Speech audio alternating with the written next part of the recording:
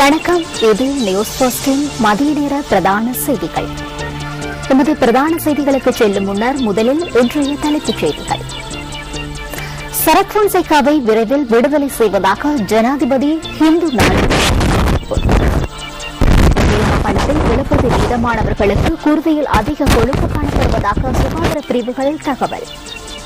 சிரியாவின் எதிர்க்கட்சிக்கு கோசோவா இராச்சியம் தமது முழுமையான ஒத்துழைப்புகளை வழங்க உள்ளது. ஐபிஎல்லில் இடம்பெற்றதாக கூறப்படும் மோசடி தொடர்பில் அவசர கூட்டம் ஒன்றை நடத்துவதற்கு அழைப்பு. தொடர்வது உள்நாட்டு செய்தி.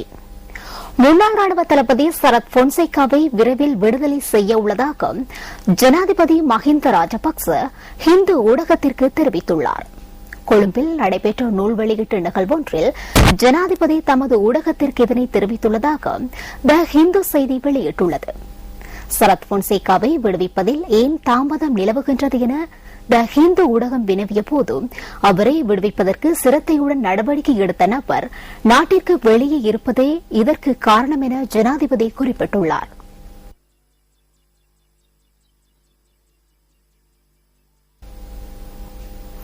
நிகழ்காலத்தில் நாட்டை அபிவிருத்தி செய்யும் நடவடிக்கை சிரமமான செயல் அல்லவென பொருளாதார அபிவிருத்தி பிரதியமைச்சர் லக்ஷ்மணியப்பா அபேவர்தன தெரிவிக்கின்றார்.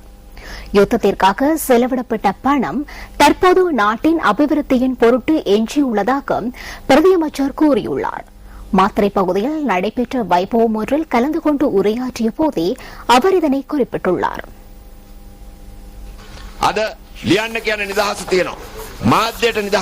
எழுதுவதற்கான சுதந்திரம் இன்று உள்ளது.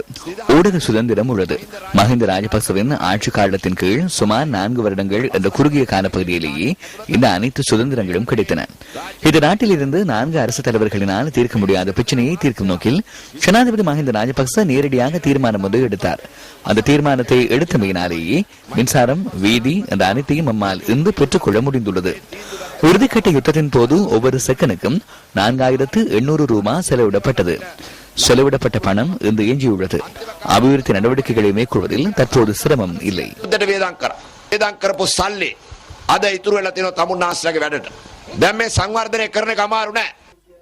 மாத்தரை அத்தபத்துக்காந்த ஹேவந்தனிய பகுதியில் நிர்மாணிக்கப்பட்ட மின்சார திட்டத்தை திறந்து வைப்பதற்காக இந்த நிகழ்வு ஏற்பாடு செய்யப்பட்டிருந்தது.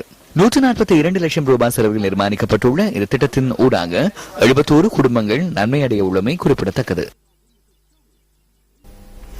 வாழ்க்கை செலவு அதிகரித்தல் மற்றும் ஜனநாயக உரிமைகள் இல்லாது போகின்றமையினால் மக்கள் பிரச்சினைகளை எதிர்கொண்டுள்ளதாக ஐக்கிய தேசிய கட்சி தெரிவிக்கின்றது. இன்றைய தினம் நடைபெற்ற ஊடகவியலாளர் சந்திப்பில் கலந்து கொண்டு உரையாற்றிய கட்சியின் பொதுச் செயலாளர் திஸ்ஸ அத்தநாயக்க இதனை குறிப்பிட்டுள்ளார்.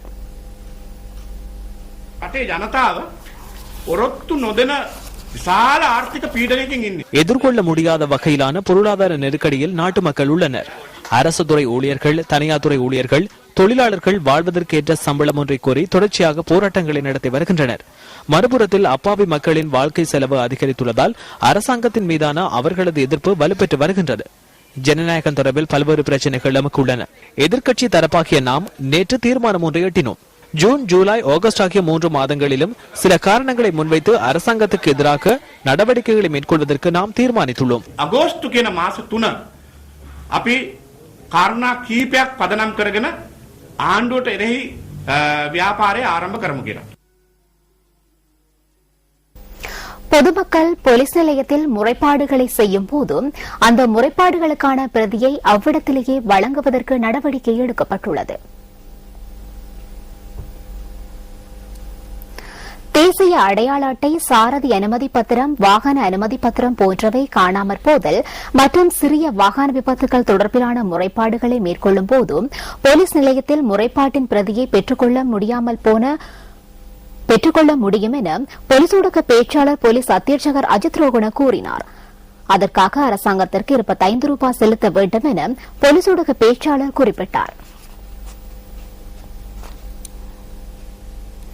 வடக்கில் கனேடிய பிரஜையொருவர் கொலை செய்யப்பட்டமை தொடர்பில் விசேட விசாரணைகள் ஆரம்பிக்கப்பட்டுள்ளதாக போலீஸ் தலைமையகம் குறிப்பிடுகின்றது.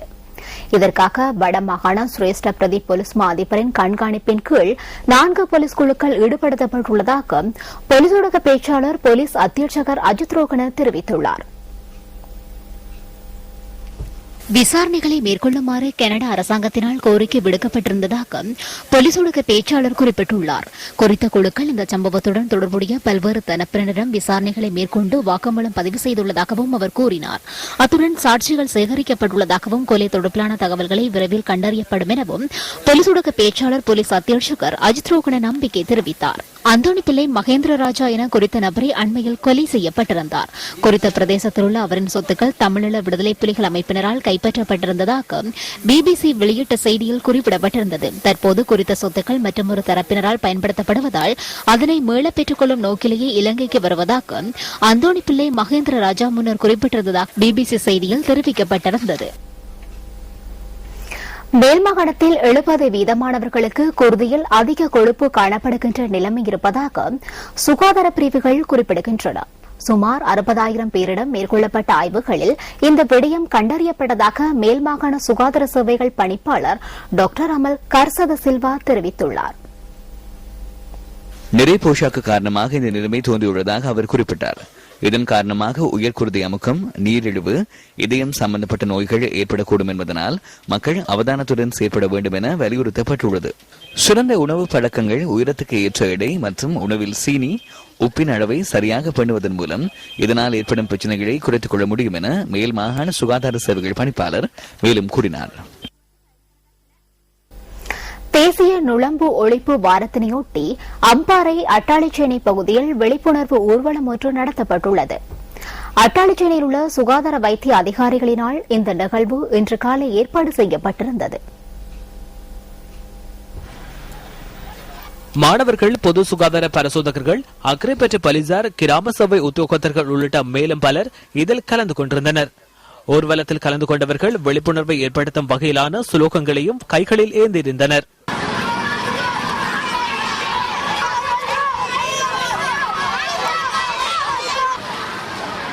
டொலச்சேனை பிரதேசத்தை 7 வலயங்களாக பிரித்து நாள்தோறும் டெங்கு நோய் ஒழிப்பு தொடர்பான விழிப்புணர்வு நடவடிக்கைகள் மேற்கொள்ளப்பட உள்ளதாக தெரிவிக்கப்படுகின்றது.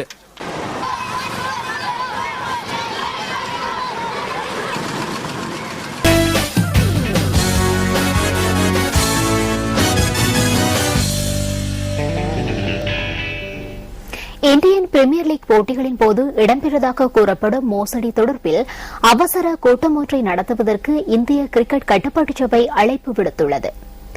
ஆட்ட நிர்ணய சதி தொடர்பில் விளையாட்டு வீரர்கள் சிலருக்கும் சூதாட்டக்காரர்களுக்கும் இடையில் இடம்பெற்ற கலந்துரையாடல் ஒன்றை இந்திய தொலைக்காட்சி சேவை ஒன்று இரகசியமாக ஒளிப்பதிவு செய்துள்ளது. இந்த கலந்துரையாடலை குறித்த தொலைக்காட்சி சேவை நேற்றிரவு ஒளிபரப்பியிருந்தது. இதனையடுத்து இந்த கூட்டம் நடைபெறவுள்ளதாக இந்திய கிரிக்கெட் கட்டுப்பாட்டு சபையின் தலைவர் ஸ்ரீனிவாசன் பிபிசி செய்திச் சேவைக்கு தெரிவித்துள்ளார். இம்முறை நடைபெறவுள்ள ஒலிம்பிக் போட்டிகளில் கலந்து கொள்ளவுள்ள அமெரிக்க வீர வீராங்கனைகளுக்கும் அந்நாட்டு ஜனாதிபதியின் மனைவி மிஷேல் ஒபாமா நேற்று தனது வாழ்த்துக்களை தெரிவித்துள்ளார்.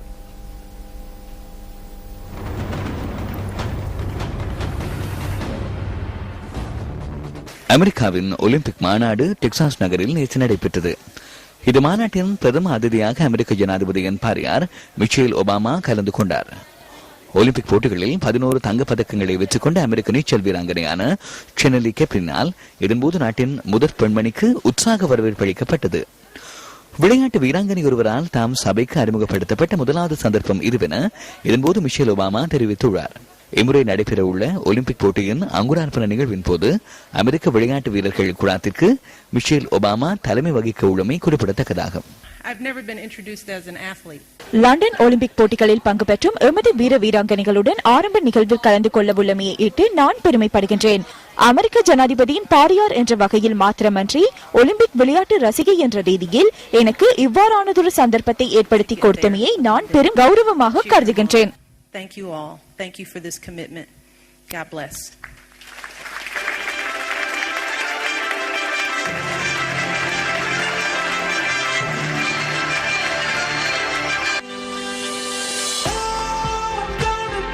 வீரர்கள் அனைவருக்கும் ஒலிம்பிக் எனும் கனவு உள்ளது.